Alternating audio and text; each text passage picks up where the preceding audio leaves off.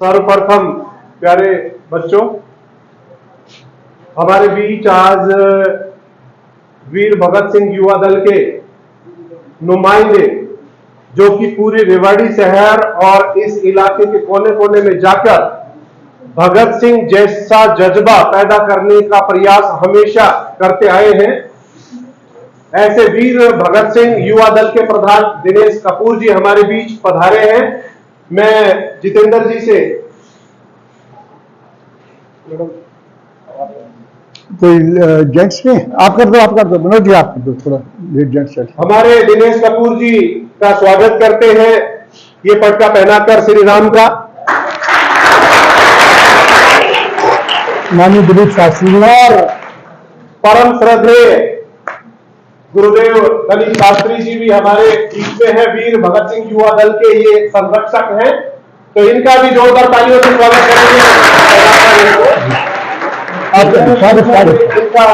प्रदीप शर्मा का अभिनंदन। प्रदीप शर्मा जी और हमारे बीच प्रदीप शर्मा जी उपप्रधान है वीर भगत सिंह युवा दल, और ये अपने जो उम्र की तरफ आगे बढ़ रहे हैं उनको हौसला देते रहते हैं अपने वीडियो के जरिए कि चाहे हम कितने भी उम्र में चले जाएं, हमें जिंदा दिल रहना चाहिए। उनका भी इस प्रांगण के अंदर इस विशाल कक्ष में वीर भगत सिंह युवा दल के इस कार्यक्रम में स्वागत है।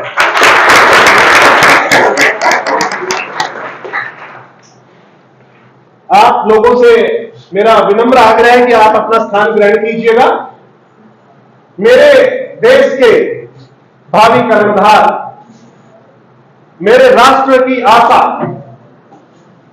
आपके बाईं ओर नेताजी सुभाष बोस और वीर भगत सिंह की तस्वीरें रखी हुई हैं। ये तस्वीरें मात्र तस्वीरें नहीं हैं, ये चित्र हमारे हृदयों में छाप छोड़ते हैं। आपकी नजरों में जब मैं नजरें डाल के देखता हूं तो आपके अंग प्रत्यंग से प्रेरक पुंज निकलता हुआ मुझे प्रतीत होता है। आपकी उमंग तरंग उत्साहित करती है, उद्वेलित करती है। हमारे भगत सिंह जी मात्र अपनी जो युवा अवस्था की शुरुआत में फांसी के फंदे को चूम गए थे, वरना वो भी कहीं ना कहीं सेटलमेंट कर सकते थे। उनकी एंगेजमेंट, उनकी सगाई हो रखी थी, उनकी मंगेतर थी। वो देश के लिए सब कुछ उन्होंने अपना कुर्बान कर दिया, वरना ये ऐसे युवा उस समय थे, वो अलग रास्ता भी, अपने स्वार्थ का रास्ता भी अपना सकते थे, लेकिन इनके लिए राष्ट्र प्रथम स्वयं अंतिम वाली बात इन्होंने साबित कर दी। ये चित्र मात्र चित्र नहीं है, ये वो एक प्रकाश पुंज है जो हमारे नन्हे मुन्ने बच्चों को प्रकाशित करता है और नई राह दिखाता है।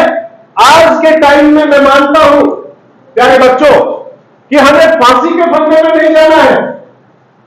हमारी अगर यहां पर कोई एजुकेशन होती तो छात्राएं होती, तो आज उनको झांसी की रानी की तरह घोड़े पे चढ़ के नहीं जाना था। आप क्या कर सकते हैं उनको आदर्श मानकर? आप इनके विचारों से अपने आप को देवित्व मान कीजिएगा। इनका जो संपूर्ण त्याग था राष्ट्र के प्रति, उसको समझिएगा। आप कक्षा में सही तरीके से पढ़कर इनके सारे सपनों को चरितार्थ कर सकते हैं। हम कक्षा में बैठ जाते हैं, छोटी छोटी बातें हैं। देखो, आज हमारे जो प्रधानमंत्री मोदी है वो छोटी छोटी बातों से इतने बड़े बने हैं। बुराई राम की भी होती है, बुराई रावण की भी होती है, प्रशंसा इसी परिप्रेक्ष्य में रावण की भी होती है और राम की भी होती है। ये तो जग है। इस जग में हम जैसे आप जैसे लोग हैं, चलता रहता है। लेकिन अगर आपकी आत्म संतुष्टि है तो आप सर्वश्रेष्ठ व्यक्तित्व हो, आप प्रभु से बहुत नजदीक हो। मैं आपको बताता हूं, हम नन्हे मुन्ने बच्चों के बीच बैठकर हम स्वयं ऐसा मानते हैं कि जैसे 9वीं कक्षा है तो हम 9वीं के ही विद्यार्थी हो। आपके अंदर की पीड़ा, आपका जो अंधकार अज्ञानता का है, वो तभी मिटा सकते हैं जब हम आपके स्तर तक, आपके लेवल तक जाकर देखें। तो आज हम भगत सिंह जी को देखकर, नेताजी सुभाष को देखकर इनके विचारों को आगे कैसे बढ़ा सकते हैं? सीधी सी बात है, अगर हमारा आज ये कार्यक्रम मनाने का समय चल रहा है तो उसमें खो जाओ। अगर हमारा फिजिकल एजुकेशन का पीरियड चल रहा है तो उसमें खो जाओ, उसको सारा सीखो। अगर खेल के लिए मैदान में उतारा जाए तो वो सारा सीखो।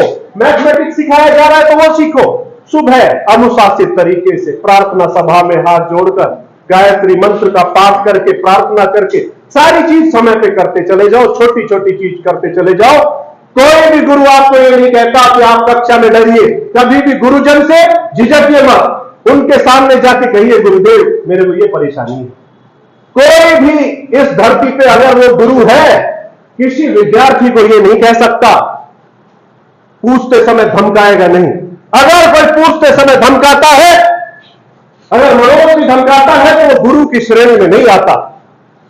रविंद्रनाथ टैगोर फ्रीडम नामक कविता लिख गए, वो व्यक्ति जो गीतांजलि लिखी थी, जिन्होंने गीतांजलि पे उनको नोबेल पुरस्कार मिला था, उन्होंने फ्रीडम कविता में लिखा कि हम आजाद तो हो गए 47 में, लेकिन आज के दिन भी हम उस आजादी को महसूस नहीं करते। वो बच्चे, आप क्या कर सकते हो?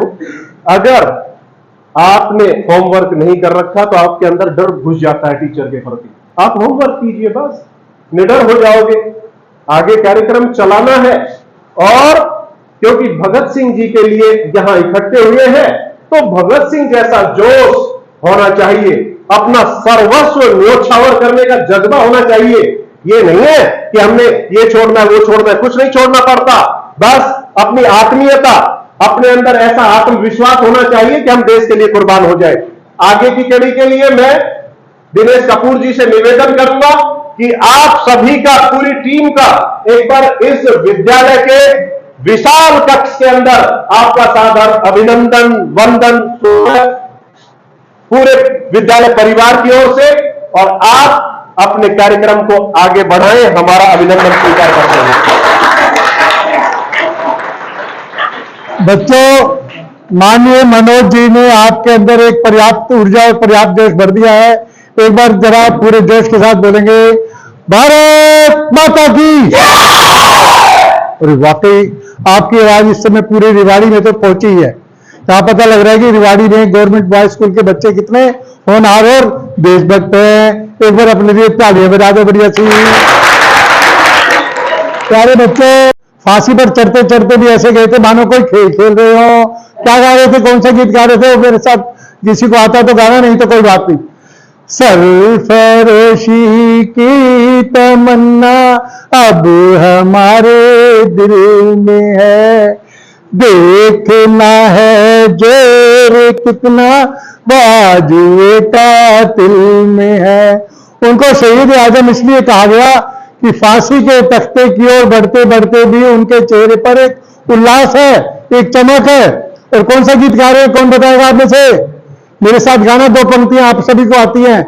मेरा रंग दे बसंती चोला, मेरा रंग दे बसंती चोला, माए रंग दे बसंती चोला।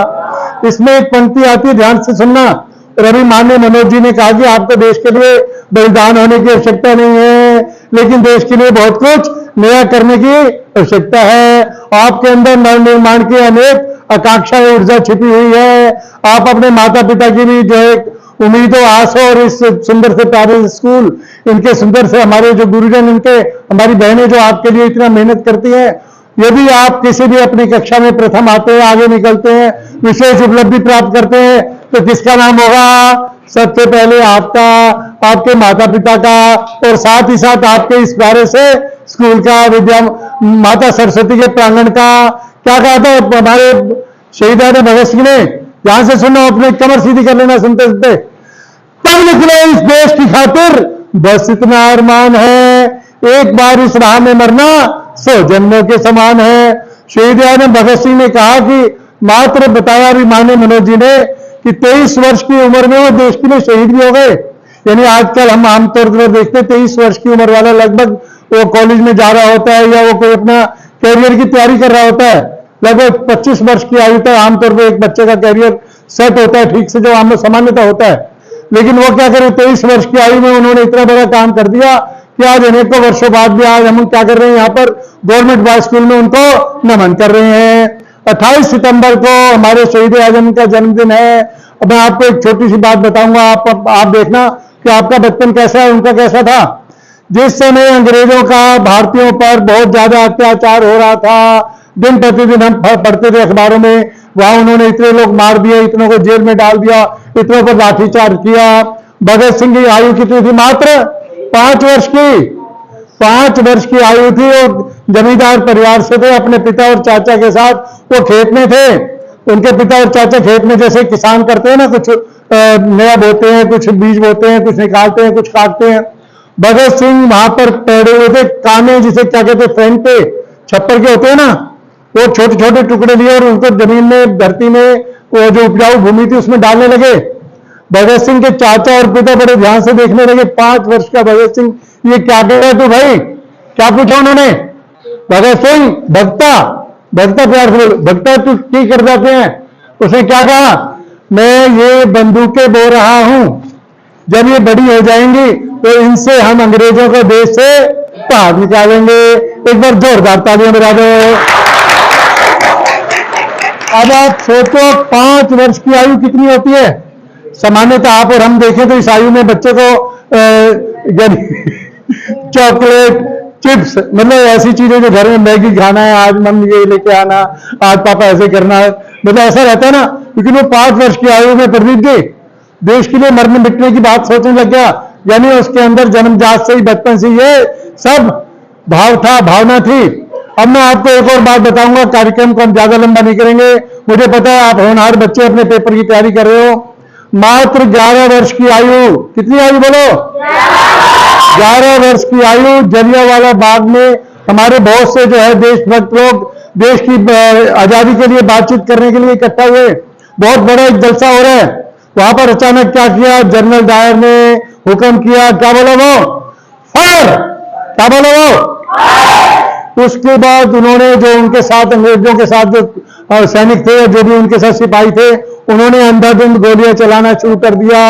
बताते हैं कि सैकड़ों लोग, हजारों लोग उस जलियांवाला बाग में मारे गए और घायल हो गए। भगत सिंह को पता लगा ऐसा हुआ तो वो 11 वर्ष की आयु अपने घर से 36 किलोमीटर दूर चलते हुए वो स्थान पर पहुंचा। जगह जगह लहूलुहान लोग, भाई बहन लेटे हुए हैं, करा रहे हैं, मर चुके हैं, कोई उनको उठाने वाला नहीं है। उन्होंने क्या किया, कौन बताएगा आप में से? उन्होंने खून से सनी हुई भारत मां की मिट्टी को वहां से उठाया और वहां से कोई शीशी ली उन्होंने, शीशा होता है ना, शीशे की जो बोतल होती छोटी सी, उसमें उस मिट्टी को भरा और शपथ ली उस मिट्टी को प्रण करके, हे भारत माता की पवित्र माटी, मैं जब तक जीऊंगा अंग्रेजों को देश से बाहर निकालने का पूरा प्रयत्न करूंगा और इसके लिए चाहे मेरी जान चली जाए, मैं कभी अंतिम लक्ष्य से कभी रुकूंगा नहीं। उसके बाद हम क्या देखते हैं, लाला लाजपत राय। लाला लाजपत राय के बारे में कौन बताएगा? लाला लाजपत राय इसी गवर्नमेंट बॉयज स्कूल के विद्यार्थी रहे हैं। लाला लाजपत राय की देखते हैं ना प्रतिमा, आपके साथ वाले कॉलेज बन गया है, लेकिन वो इसी स्कूल के स्थान है वो। लाला लाजपत राय जो देश के लिए शहीद हुए, कहां पढ़ते थे बताओ आप? अरे आपके इसी स्कूल में। एक बार तालियां बजाओ लाला लाजपत राय के लिए। प्यारे बच्चों, ऐसी बातें सुनकर आपका जो है ना, जो मस्तक जोश से उत्साहित होना चाहिए कि इस स्कूल में तो कितने बड़े बड़े लोग पढ़े हैं। मैं भी इसी स्कूल में पढ़ा हूं, मेरे लिए भी तालियां बजा दो एक बार। बच्चों, Lala Lajpat Rai Simon go back के नारे लगाते हुए अंग्रेजों के काले कानून का विरोध कर रहे हैं। अपने हजारों साथियों के साथ अंग्रेजों ने लाठियां बरसाई, लाला जी के ऊपर शरीर पर अनेकों लाठियां लगी। लाला जी के अंतिम समय जब उनका प्राण निकलने वाले हैं, उन्होंने क्या कहा, कौन बताएगा? मेरे शरीर पर पड़ने वाली एक एक लाठी अंग्रेजों के कफन में कील साबित होगी। उनकी मृत्यु हो गई, वो देश के लिए शहीद हुए, लेकिन भगत सिंह चैन से बैठने वाले नहीं थे। उन्होंने अपने साथियों के साथ अगले दिन क्या किया, सैंडर्स जो अंग्रेजों के इंस्पेक्टर थे, पुलिस इंस्पेक्टर, बड़े अफसर, उन्होंने अगले दिन जब वो अपने ऑफिस से निकल रहे थे उसको गोली से शूट कर दिया। अब अंग्रेज सरकार बौखला गई, भगत सिंह तो बहुत बढ़ते जा रहे हैं, अब उनको पकड़ना पड़ेगा। आप सभी को मालूम है भगत सिंह सरदार थे, सिख थे पूरे। उन्होंने क्या किया, चतुराई से अपने वेश को बदल दिया और शेव कराई, पूरी मूछें रखी और सिर पर हैट लगाकर क्या बनकर चले गए उस लाहौर को छोड़कर। उनके साथ दुर्गावती जो उनकी भाभी लगती हैं वो उनके साथ रही और उनके बहुत प्रिय साथी उनके अर्दली बनकर चले और अंग्रेजों की आंखों में धूल झोंकते हुए लाहौर स्टेशन से बाहर कलकत्ता की ओर निकल गए। उनको अंग्रेज सरकार पकड़ नहीं पाई थी कभी भी, लेकिन उनके मन में था कि देश को जगाने के लिए मुझे कुछ विशेष करना है। क्या किया उन्होंने बहन जी, क्या किया उन्होंने पता आपको, लाहौर असेंबली में उन्होंने एक धुएं का बम जिसमें आवाज ज्यादा थी, धमाका था, लेकिन किसी को उस बम से हानि नहीं पहुंच रही थी। अपने साथी बटुकेश्वर दत्त के साथ उन्होंने लाहौर असेंबली में बम फेंका। उससे क्या हुआ, एकदम धमाका हुआ। वहां जितने भी लोग थे, वहां जितने भी विधानसभा सदस्य थे, वो सभी एकदम भागदौड़ करने लगे इधर उधर। और लेकिन उसके बाद भी वो भगत सिंह और बटुकेश्वर दत्त अपने स्थान पर खड़े रहे। उन्होंने अपनी जानबूझकर गिरफ्तारी दी। अंग्रेज सरकार ने उन्हें गिरफ्तार किया डरते डरते कि ये मार ना दें, लेकिन उनके जीवन का मकसद यही था, सोते हुए अपने देश को जगाना और देश के हर नवयुवक के अंदर देशभक्ति के भाव को पैदा करना। वो जेल गए, उनके जब फांसी का हुक्म हुआ तो आप सभी जो बड़े घर से सुनेंगे इस बात को कि उनका वजन फांसी की सजा के बाद फांसी मिलने तक 4 किलो बढ़ गया। आपको जो पता लगे भाई आपके एग्जाम है 15 दिन बाद, तो आपका वजन घटता है बढ़ता है? बढ़ता नहीं है ज्यादा, क्योंकि आमतौर पर लगता है चिंता होती है, पेपर है भाई, तैयारी करनी है, होता ना। यानी वजन तब बढ़ता है जब खुशी के अंदर से पूरा एक स्रोत है। तो उनका वजन 4 किलो बढ़ा और हंसते हंसते हमारे देश के लिए वो शहीद हो गए। अब आपने क्या करना है, आपने और हमने उनके जीवन चरित्र से क्या प्रेरणा लेनी है। हमने अपने जीवन को मां भारती के लिए बलिदान देने की कोई आवश्यकता नहीं है, लेकिन ऐसा कुछ करके दिखाना है कि भारत माता का मस्तक पूरी दुनिया में ऊंचा हो। आज भारतवर्ष पूरे विश्व में नंबर 1 बन चुका है। भारत के जो अमेरिका के जो प्रेसिडेंट हैं, उनके जो 12 वो हैं, उनके जो कंसल्टेंट जो उनको सलाह देते हैं, उसमें से 8 इंडियन हैं, 8 भारतीय हैं। आज पूरे वर्ल्ड में जितने भी इंजीनियर हैं उसमें से 70% भारतीय हैं, आप जैसे बच्चे।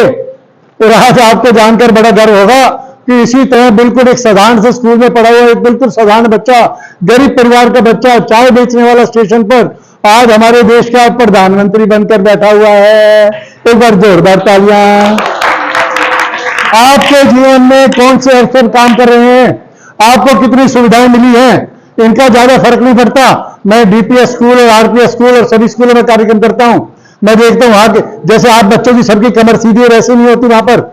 आप बच्चे जो साधारण परिवार से हैं, जो सर्दी गर्मी सह सकते हो, आपके अंदर क्या है, जबरदस्त ताकत है, यानी चुनौतियों से लड़ने की हिम्मत है। इससे क्या होता है, आप जीवन में जहां भी जाकर अपना कदम रखोगे वो आपका कदम पीछे हटेगा ही नहीं। मैं आज के इस मुबारक दिन पर आप सभी के सुंदर सुखद भविष्य की कामना करता हूं और मैं चाहता हूं कि मेरे सामने बैठे हुए इतने शानदार हमारे देश के होनहार बच्चे, गवर्नमेंट बॉयज स्कूल के बच्चे, माननीय गुरुजन, ये सभी इनके आशीर्वाद देकर ये बच्चे जीवन में सर्वोत्तम सफलता को प्राप्त करें, जीवन में आगे बढ़े, सब बड़ी से बड़ी आपको सफलता मिले। एक बार मिलकर बोलेंगे बड़े से, भारत माता की। अब तालियां बजा सकते हो।